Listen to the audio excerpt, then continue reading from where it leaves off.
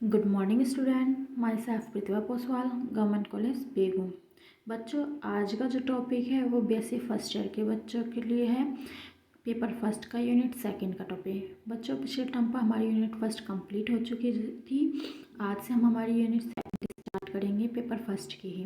तो हमारा जो टॉपिक है वो है ग्रेविटेशनल फील्ड एंड पोटेंशियल, गुरुत्वाकर्षण क्षेत्र और विभव। गुरुत्वीय क्षेत्र एवं विभव में हम सबसे पहले पढ़ेंगे गुरुत्वाकर्षण का सार्वत्रिक नियम। वैसे आप लोग ये जानते हैं, हम इसको दोबारा पढ़ लेते हैं, यानी कि the law of universal gravitational. सन 1660 ईस्वी में सर आइजैक न्यूटन थे जिन्होंने क्या दिया था, गुरुत्वाकर्षण का नियम दिया था। आप सब जानते हैं, न्यूटन एक पेड़ के नीचे बैठे हुए थे तो उनके ऊपर एक सेब आकर गिरा था। तो उन्होंने सोचा था कि ये सेब नीचे ही आकर क्यों गिरा था। तब उन्होंने गुरुत्वाकर्षण के नियम क्या किया था, खोज करी थी। तो सन 1660 ईस्वी में सर आइजैक न्यूटन ने इस नियम को क्या किया था, प्रतिपादित किया था, दिया था। उनके अनुसार इन्होंने कहा था कि यदि m1 और m2 द्रव्यमान के दो कण हैं, जैसे m1 और m2 द्रव्यमान के दो कण हैं किसी ब्रह्मांड में कहीं भी, तो ये अगर r दूरी पर स्थित हैं तो ये परस्पर क्या करते हैं, आकर्षण बल अनुभव करते हैं, यानी कि एक दूसरे से ये क्या करते हैं, आकर्षित होते हैं, इन पर आकर्षण बल लगता है। इस बल को इन्होंने क्या नाम दिया था, गुरुत्वाकर्षण बल कहा था। तो इस बल के अनुसार यह जो बल होता है वो इन दोनों कणों के द्रव्यमानों के गुणनफल के क्या होता है, समानुपाती होता है, अर्थात F is proportional to m1 into m2। तथा कणों के बीच की दूरी r के वर्ग के क्या होता है, व्युत्क्रमानुपाती होता है, अर्थात F is proportional to 1/r²। तो समीकरण नंबर 1 और समीकरण नंबर 2 से m1 m2 के समानुपाती और r² के व्युत्क्रमानुपाती। F इज प्रोपोर्शनल टू होता है m1 m2/r²। तो जब प्रोपोर्शनल टू चिन्ह हटता है तो हम जानते हैं हमेशा एक कांस्टेंट आता है। यहाँ पर जो कांस्टेंट आता है वो क्या आता है, जी। और माइनस चिन्ह यहाँ पर क्या दर्शाता है, आकर्षण की प्रकृति को दर्शाता है। तो यानी कि F is equal to -g m1 m2/r²। यही गुरुत्वाकर्षण का बल होता है। यहाँ जी क्या है, एक सार्वत्रिक नियतांक है जिसे क्या कहते हैं, गुरुत्वाकर्षण नियतांक भी कहते हैं, जिसका मान क्या होता है 6.67 × 10⁻11 न्यूटन मीटर स्क्वायर पर किलोग्राम स्क्वायर। और यहाँ पर जो ये ऋणात्मक है चिन्ह, ये किसको दर्शा रहा है, ये आकर्षण बल को व्यक्त करता है। तो ये गुरुत्वाकर्षण का नियम कहलाता है। अब इस गुरुत्वाकर्षण के नियम का सदिश संकेतन में किस प्रकार से लिखते हैं, यदि कण m1 पर कण m2 द्वारा क्या बल कार्य कर रहा हो, तो m2 द्वारा बल कार्य करेगा, तो यानी कि F21, और इनके बीच की दूरी क्या है, r12। तो फॉर्मूले के accordingly F21 is equal to हो जाएगा -g m1 m2/r12 का होल स्क्वायर और r12 कैप, ये इसकी क्या दिशा को व्यक्त कर रहा है।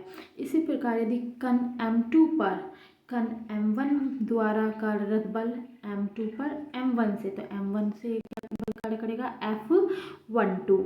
तो यानी कि F12 इज इक्वल टू क्या हो जाएगा, -g m1 m2 F21 का होल स्क्वायर F21 कैप, ये इसके किसको व्यक्त कर रहा है, दिशा को व्यक्त कर रहा है। ये सदिश संकेतन के रूप में गुरुत्वाकर्षण बल हुआ।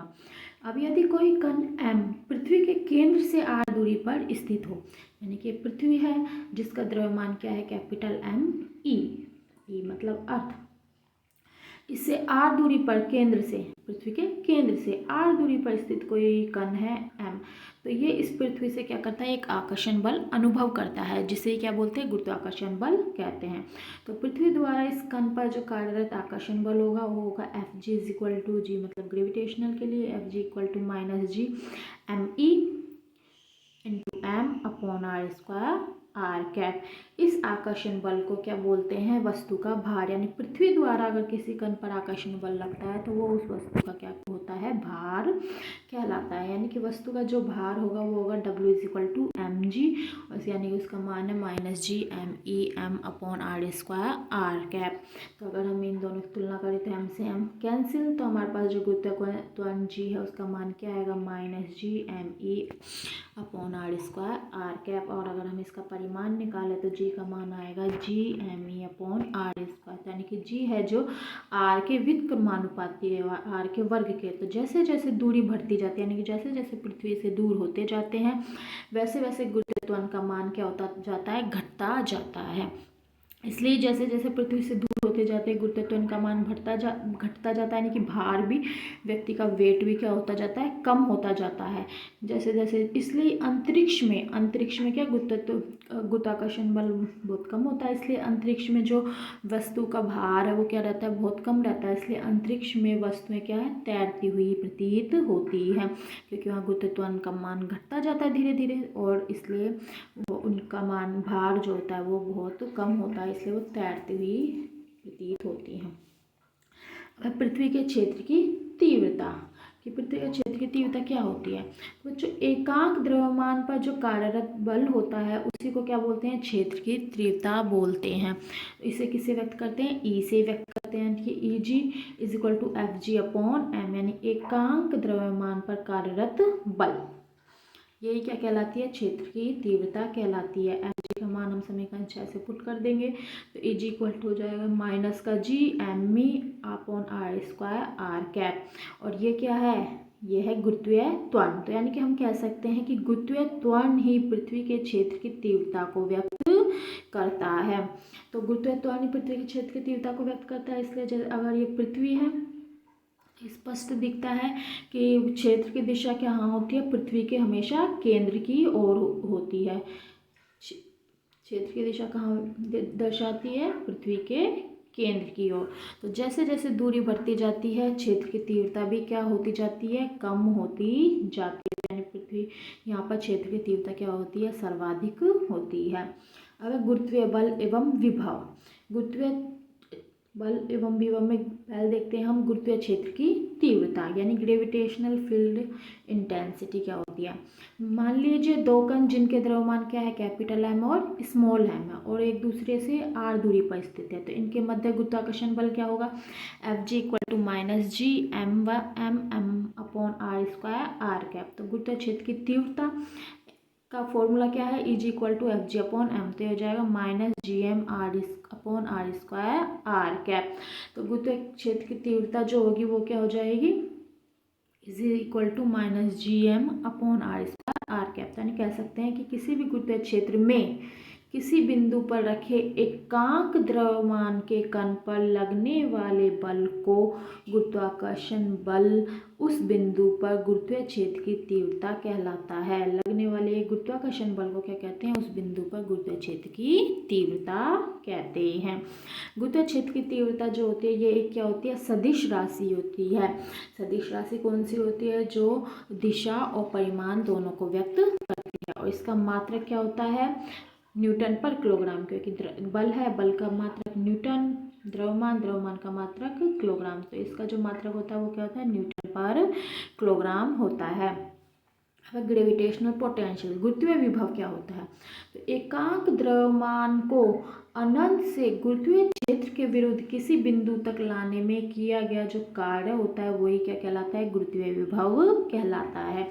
जैसे मान लो ये पृथ्वी है जिसका द्रव्यमान क्या है, m है, ये इससे r दूरी पर स्थित एक बिंदु है P, अनंत पर कोई द्रव्यमान है, अगर हम उसको लेकर आते हैं तो इनके बीच में कौन सा बल कार्य करता है, गुरुत्वाकर्षण का बल कार्य करता है, यानी गुरुत्वीय तो क्षेत्र होता है। तो गुरुत्वीय जब अनंत से किसी भी वस्तु को या द्रव्यमान को इस बिंदु तक लेकर आते हैं तो इस गुरुत्वीय क्षेत्र के विरुद्ध क्या करना पड़ता है, कार्य करना पड़ता है, तो उस कार्य को क्या कहते हैं, गुरुत्वीय विभव कहते हैं।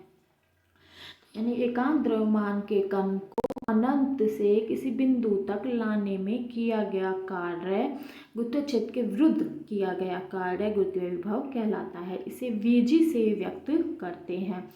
ये गुरुत्वीय विभव क्या होते हैं, ये एक अदिश राशि दिशा पर डिपेंड नहीं करती, इसका मात्रक क्या होता है, जूल पर किलोग्राम होता है, और सामान्यतः अनंत पर जो गुरुत्वीय विभव होता है उसको क्या माना जाता है, शून्य माना जाता है। हम आगे अभी देखेंगे कि किस प्रकार से अनंत पर गुरुत्वीय विभव शून्य होता है।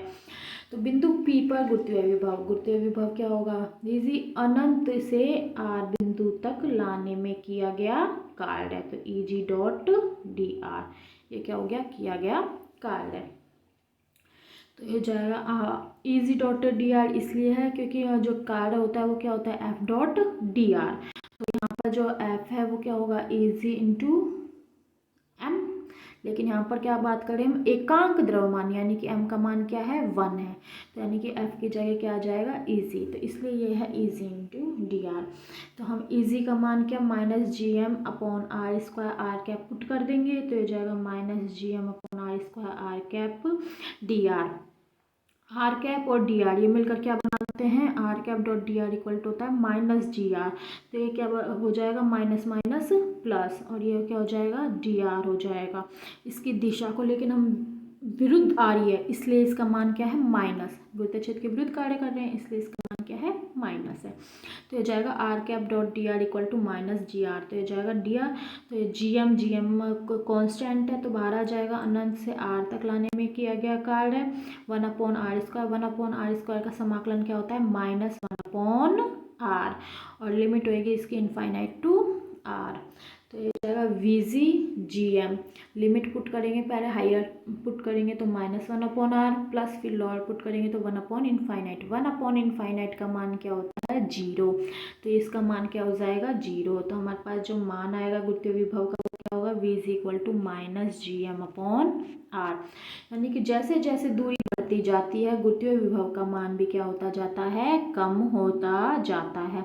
अब अगर हम अनंत पर देखें, अनंत पर हो तो अर्थात आर बराबर क्या होगा इनफाइनाइट, तो यानी कि यहाँ पर आर की जगह क्या पुट हो जाएगा इनफाइनाइट, तो यानी कि V G equal to minus G M upon infinite. और किसी भी संख्या में जी इनफाइनाइट का भाग जाया जाता है तो उसका मान क्या प्राप्त होता है 0 प्राप्त होता है, तो यानी कि वी जी इक्वल टू क्या हो जाएगा 0, तो यानी कि अनंत पर गुरुत्वीय विभव क्या होता है 0 होता है। तो उम्मीद करती हूँ बच्चों आज आपको गुरुत्वीय क्षेत्र, गुरुत्वाकर्षण बल और गुरुत्वीय विभव समझ में आया होगा। फिर भी अगर बच्चों को प्रॉब्लम होती है तो आप व्हाट्सएप के थ्रू पूछ सकते हैं। Thank you.